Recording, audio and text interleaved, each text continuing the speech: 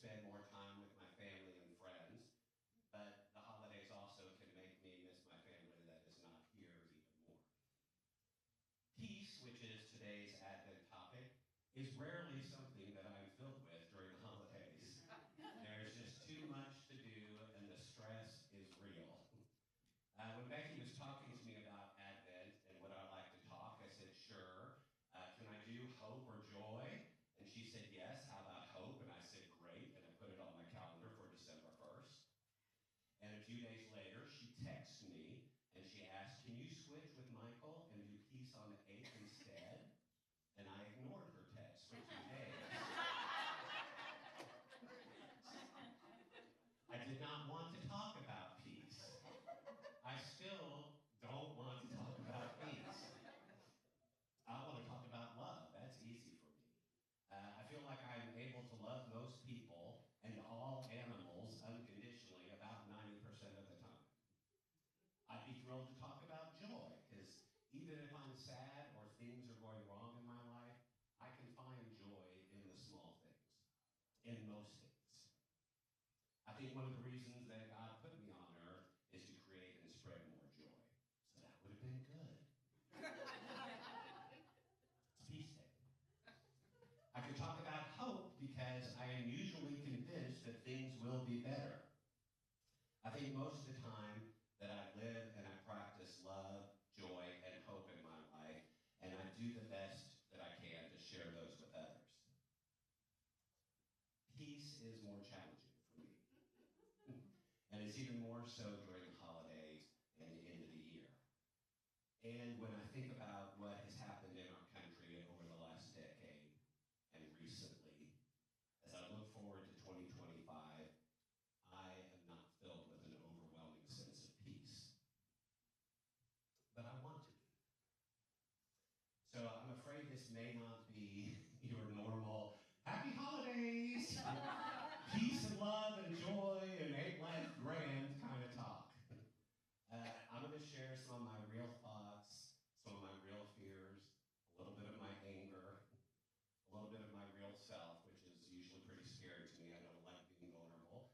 And those of you that know me well can expect that I might tear up a little bit or get emotional, but do not be alarmed. I promise that by the end we will get to peace. Well, by the end of the meditation, for sure. Somehow when we look at this big puzzle called peace, finding the pieces to make it work is challenging, but we're going to do that. Because I want my life to be filled with peace. I want to be peaceful, completely full of peace at all times. So we're going to work on that together this morning. This may all just be for me, and if that's true, I apologize if all of y'all are good. We're going to work on it this morning. I'm going to work on it through the holidays and all of next year, and as long as it takes. So first, what do we mean when we say peace? What is it that we are seeking? So I was like, well, let me look this up in the dictionary. It says peace, a noun, one, a state of tranquility or quiet. Okay, that sounds good.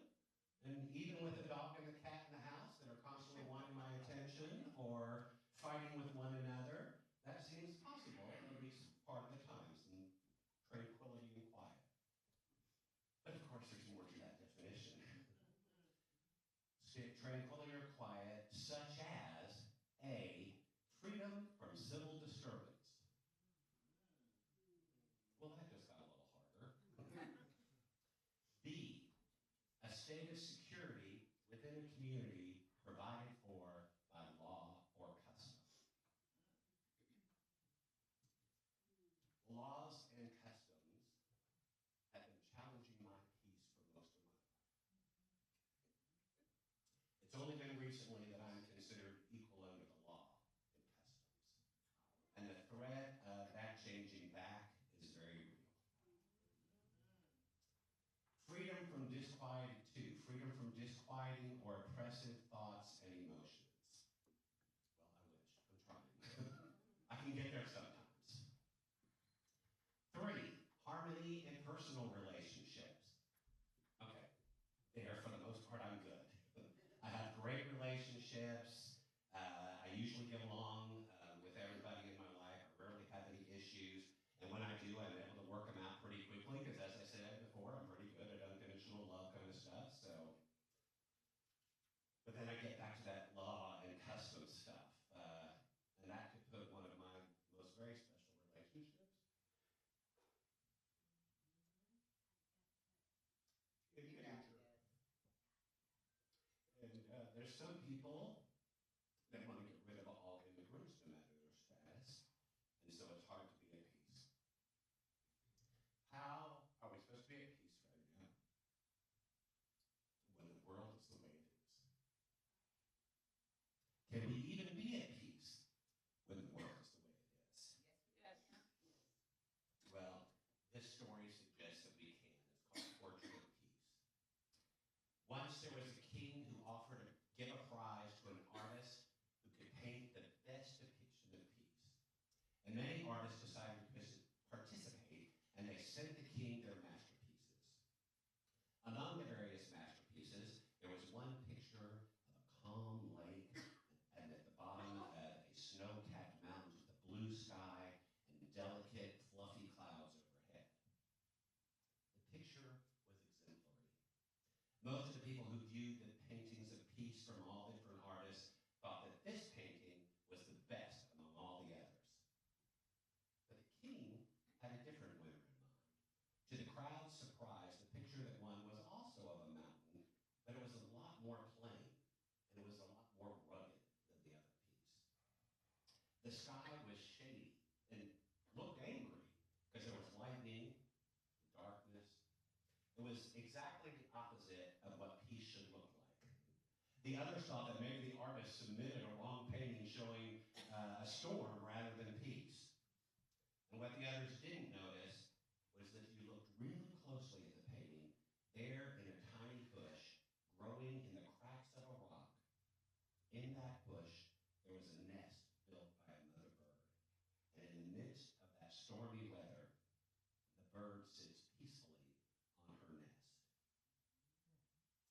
In that portrait, the king saw depicted that in the presence of great turmoil, it is still possible to find the calm of your heart.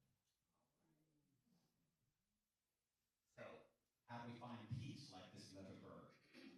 Well, piece one of the puzzle, I can choose peace in any circumstance.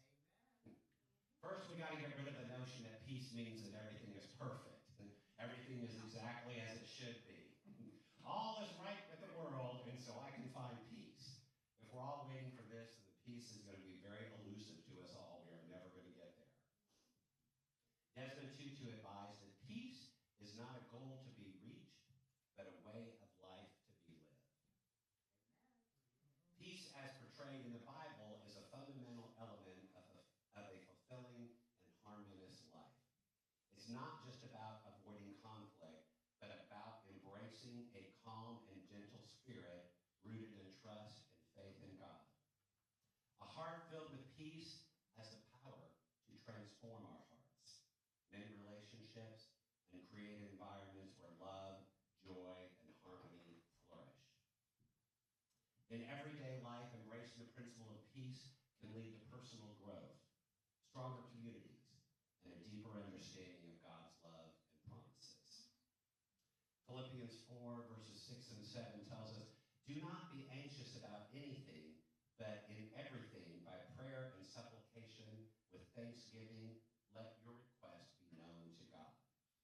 And the peace of God, which surpasses all understanding, will guard your hearts and your minds." So, no surprise, puzzle piece number 2, prayer and meditation will help us find peace. Matthew 6:31 through 34 says, "Therefore, do not worry, saying, 'What shall we eat, or what shall we drink? What shall we wear?' For Gentiles strive after all of these things, and your heavenly Father knows that you need them. But seek first the kingdom of God and his righteousness, and all of these things will be added to you. Therefore, do not worry about tomorrow, for tomorrow will worry about itself. Today has trouble of its own."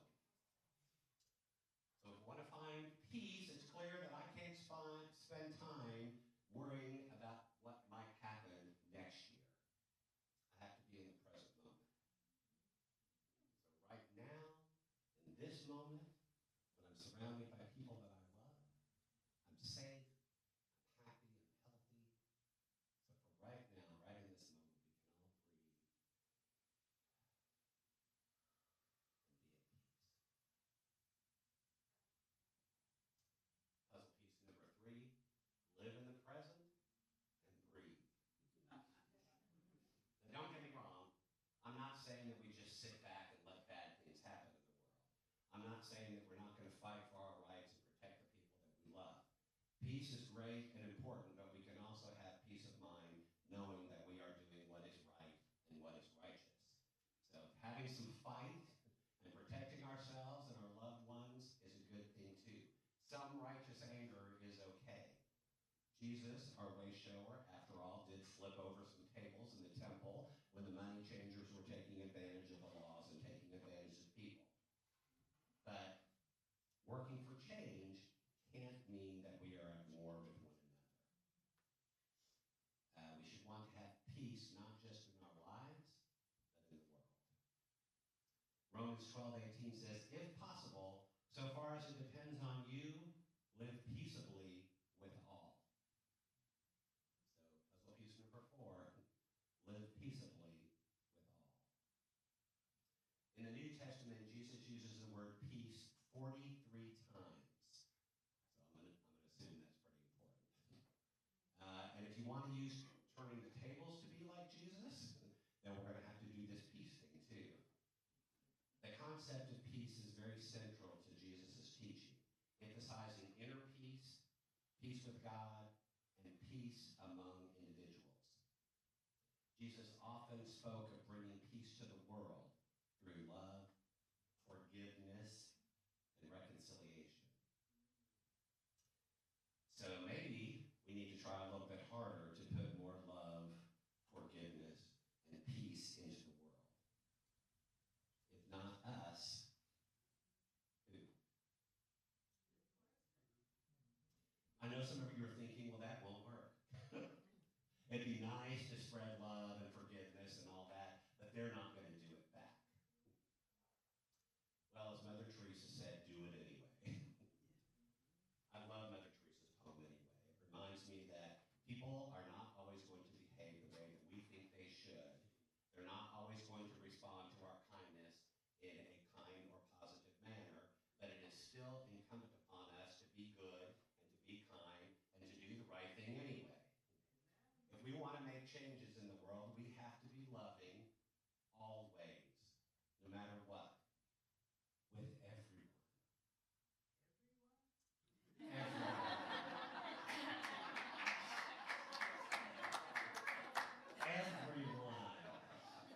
Now, here's the key. We never have to accept or condone bad behavior, but we do have to respond to everyone and their bad behavior in a loving manner. So with reverence and my apologies to Mother Teresa, here's part of her version and part of mine. Because piece number 5 is love them anyway. Anyway, people are often unreasonable, illogical, and self-centered. Forgive them anyway. If you are kind, people may accuse you of selfish, ulterior motives. Be kind anyway. If you're successful, you may win some false friends and some true enemies. Succeed anyway. The good you do today, people will often forget tomorrow. Do good anyway. Give the world the best you have, and it may never be enough. Give the world the best you've got anyway. People may cut you off in traffic. Love them anyway. People may post horrible memes and say really rude things in the comments. Love them anyway. People might spread lies about you and the people you love. Love them anyway. People might vote against you. They might vote against you having equal rights.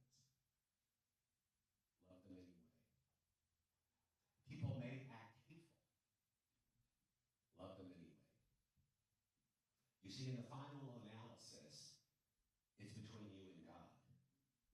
It was never between you and them, anyway. See, it's not about them. It's not about who they are. It's about who we are. It isn't about the way they act or the way they behave.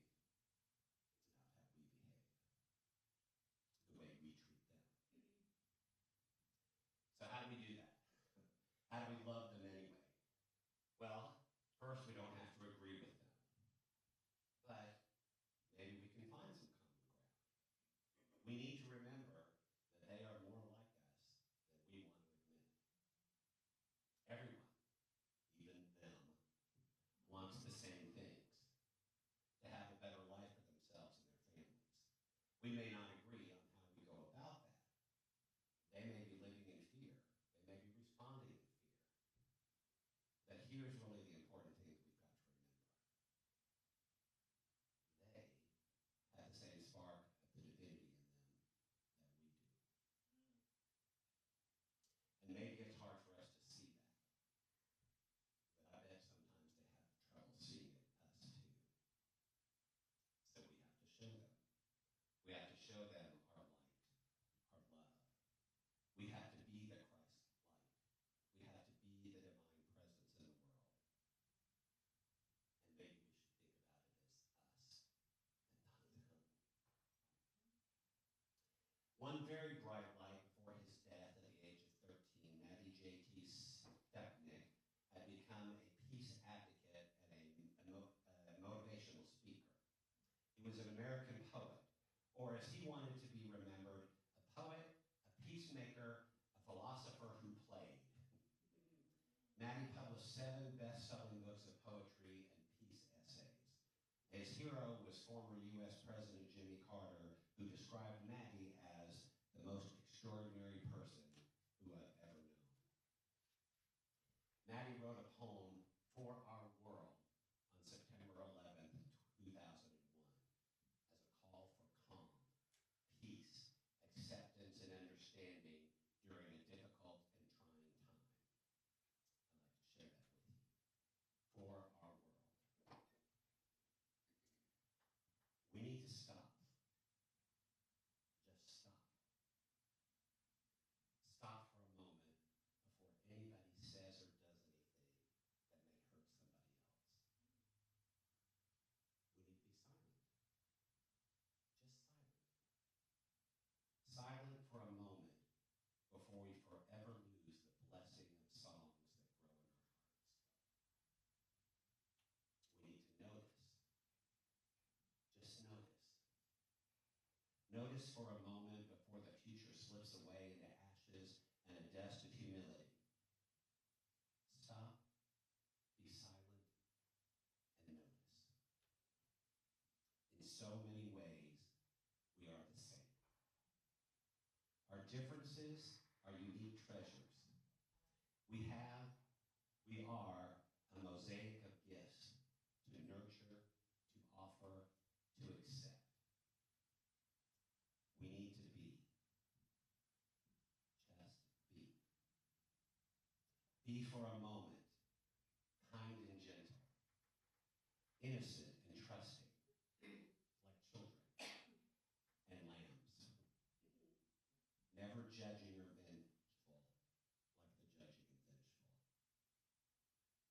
And now let us pray, differently, yet together, before there is no earth, no life, no chance for peace. Now, I'm not saying that this church has to figure out world peace or that something like 9/11 or the Civil War could happen again. But I'm not saying that either. If not us, who? Okay, I seem to have gone from trying to find peace for myself, for us trying to find peace for everyone. Well, wicked is the rage right now, so maybe we just need a wizard that can fix world peace. One day, the most peaceful people on earth took a stand for peace and asked a very powerful wizard to stop all all war and bloodshed on the planet. Sure, it's simple, said the wizard. I will destroy all weapons on Earth, and nobody will be able to fight anymore. That'd be great, the people exclaimed. The wizard's magic wand was waved, and it was done. There was peace on the planet for 3 days, while the majority of those who were prone to fight sought and could not find a weapon.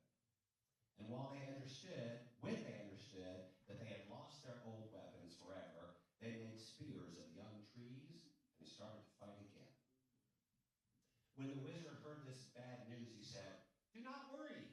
I'll destroy all the young trees so that they will not be able to fight." And after 2 or 3 days of useless searching for young trees suitable for making spears, rebellious people started to cut down giant trees and make batons from them, and then the bloodshed started again. So the wizard destroyed all the big trees. And then the humans made knives and swords of metal. The wizard destroyed all the metal on the planet. People made slings and began to throw rocks at each other. It was necessary to destroy all the stones too, and the peacemakers began to worry. All the trees have disappeared. There's no metal or stones. How do we live? What do we eat now? There'll be no vegetation soon, and people are going to die even without fighting. No, this was the wrong solution to the problem. The wizard became confused. I don't know how to behave now. I would have to destroy all of humanity. The peacemakers all fell into despair. They did not know what to do. And then one clever kid turned to the wizard. "I know what you should do. Let people feel how others perceive their actions. If a person hurts someone, let them feel the same pain. And if a person brings joy to someone, let them feel that same joy. So no one will hurt each other because they'll feel the pain immediately too, and they'll have to stop." All the people were inspired with the greatness of this kid's thought, and the wizard waved his wand again to make the kid's idea so. He then returned all the trees and the stones and the metal. And since that day, nobody on the planet tried to hurt his neighbor because he would have to feel the same pain too. People began to help each other because they liked the sense of joy they felt in the moment. And everyone lived happily ever after in harmony and joy. So, we don't have a wizard. But the kid's idea is a good one, right? Think about the other person and what they may be feeling. I mean, that would certainly be a good start. And anyway, we're supposed to try, right? Matthew 5:9 said, "Blessed are the peacemakers, for they shall be called children of God." I think the secret to all this peace business can be found in a simple phrase that we hear a lot at this time of year. Peace on earth, goodwill towards men. If we have goodwill towards men, towards all, we can create peace on earth. A musician named John Baptiste Calvin wrote the beautiful music for the marvelous Christmas carol, "I Hear the Bells on Christmas Day." But the words that include peace on earth, goodwill to men, were written by popular American poet Henry Wadsworth Longfellow, who was trying to overcome tragedy. On July 9th, 1861, Longfellow's wife Fanny was near an open window sealing the locks of her daughter's hair in a packet using hot sealing wax. And it was never known whether a spark from the match or the sealing wax was the cause, but suddenly her dress caught fire and engulfed her in flames. Her husband was sleeping in the next room, and he was awakened by her screams. He desperately tried to put out the fire and save his wife, and he severely burned his face and his hands. She, tragically burned, slipped into a coma the next day and died. His grievous burns would not even allow him to attend the funeral. He seemed locked into the anguish within his soul, but he continued to work at his craft, and only his family knew of his personal suffering. They could see it in his eyes, and they could observe it in his long periods of silence. His white beard, which was so identified with him, was one of the results of the tragedy. The burn burn scars on his face made shaving almost impossible. Although a legend in his own time, he still needed the peace of God to help him find the peace that only God could help him find. On Christmas Day, 3 years following the horrible accident, at age 57, he sat down to try to capture, if possible, the joy of the season. And he began, I hear the bells on Christmas Day, their old familiar carols play, and wild and sweet the words repeat, of peace on earth, goodwill towards men. As he came to the third stanza, he was stopped by the thought of the condition of his beloved country. The Civil War was in full swing. The Battle of Gettysburg was not long past. Days looked dark, and I imagine that he asked himself the question, how can I write about peace on earth, goodwill to men in this war-torn country where brothers fight against brothers, fathers against son? But he did keep writing. What did he write? And in despair, I bow my head. There is no peace on earth, I said, for hate is strong and mocks the song of peace on earth, goodwill towards men. It seems if he could be writing that for our day. And then, as all of us should do, he turned his thoughts to the one who solves all problems, the one who can give true peace and perfect it. And he continued writing. Then pealed the bells more loud and clear. God is not dead, nor does not sleep. The wrong shall fail, the right prevail, with peace on earth, goodwill towards men. So just as that Christmas in 1864 was made better for Longfellow, may we also experience a Christmas that will be the greatest ever. May we actually find the peace that Longfellow wrote about in the carol, true peace with God, for that's one of God's greatest gifts to us. And may we also be a stand for